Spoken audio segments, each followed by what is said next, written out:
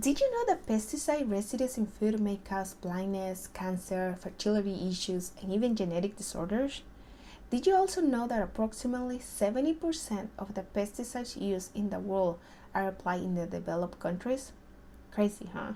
But the truth is that one of the most effective ways to increase agricultural productivity is to apply pesticides. About 8 years ago, I started to take more interest in living a healthier lifestyle. But it wasn't until I was preparing my body for pregnancy and during pregnancy that I started to learn more about the potential hazards of pesticides.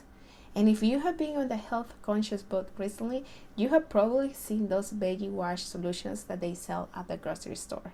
You probably buy them, and let me know what you think about them. But to me, they are quite expensive, and I haven't seen solid research that supports their disinfectant claims.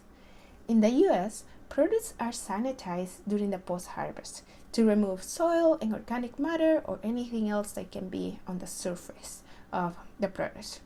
And one of the most used washing solutions is Clorox germicidal bleach. Fruits and vegetables are submerged for 2 minutes in this solution and then rinsed with water. Let me know in the comments how you feel about this information. To me, it makes me wish I could grow all my food.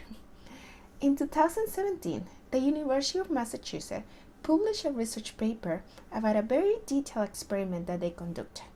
They were trying to determine the effectiveness of different washing solutions to remove pesticide residues. In this experiment, they used apples. Those apples were grown organically and all clean, and what they did is that they sprayed them with 2 different pesticides. And then they washed them with either sodium bicarbonate, which is baking soda, tap water, or a bleach solution. The results showed that the most effective way to remove the external pesticides was to use baking soda. And the way that they did it was by dissolving 1 teaspoon of baking soda in 2 cups of water.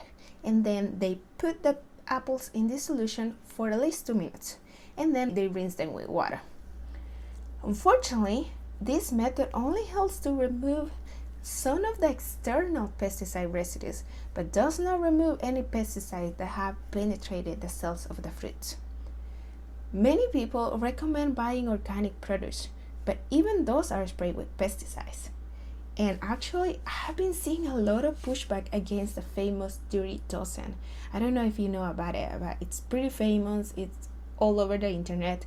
And I actually have been wanting to spend some time and read more about it so I can create a more informed opinion. But for now, it seems like the simplest way to reduce the pesticide residues in food is to use baking soda. And to be honest, I have been using a vinegar solution, and that's what you saw in the video. But after reading so much in preparation for this video, I'm sure that baking soda is a better method. Let me know in the comments if you have used baking soda or any other method to remove pesticide residues from your food. Subscribe for more topics like this one and for more yummy recipes. Until next time.